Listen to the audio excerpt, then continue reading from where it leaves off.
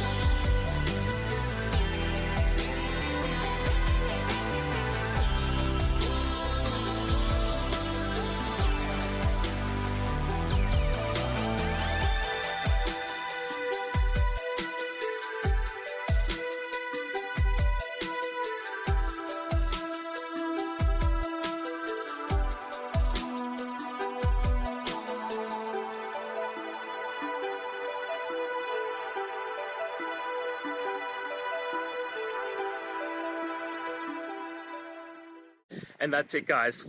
I hope we've gone through the question and found that solution you're looking for. And look, if we did, please hit subscribe. I'd really appreciate it. And until the next time you need technical help, I hope you have a good one. Cheers.